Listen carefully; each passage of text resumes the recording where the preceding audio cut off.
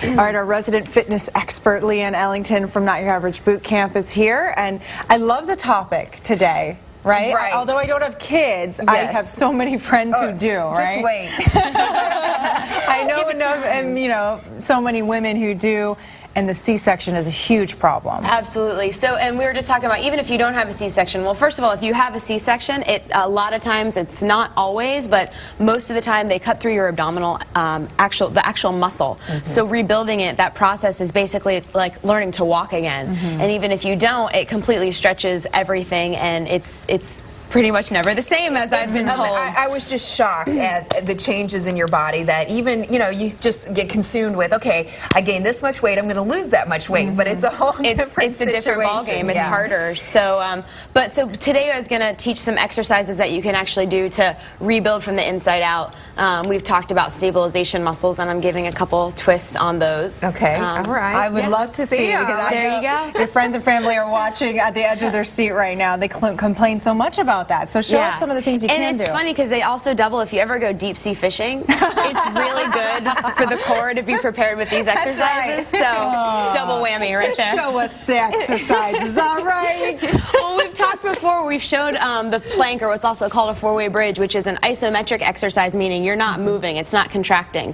So that's a great stabilization muscle, or stabilization exercise. And this actually puts a twist on that type of exercise. So whereas a standard plank, you could be either on your feet or on your knees, making sure that your body's in a straight line. Well, in this exercise, you're actually bringing one leg in and then switching and bringing the opposite leg in. And what it's doing is it's not only stabilizing your core, but it's teaching your hip flexors to work along with your core, which may have been weakened or even, you know, completely sabotaged. I find that impossible to do and still breathe. I find myself professional. Well, that's a nice exercise, but I can't do it. Next one.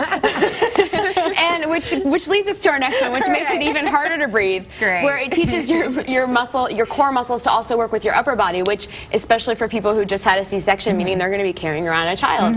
So what it is it's called a plank up, where you're starting, and you can do this on your feet once again or on your knees, and you're just coming up onto your hands and going back down. So it's working. It's kind of like a push-up in a way, where you're still using your chest muscles. Right, do it one more time, because they just changed the camera shot for us to see it, you know, all the way. Yeah, we just want to torture you. Where you're starting in a plank position, and you actually go up onto your hands, back onto your forearms. Leanne makes this look so easy. If you've never done this before, it is incredibly hard. Absolutely.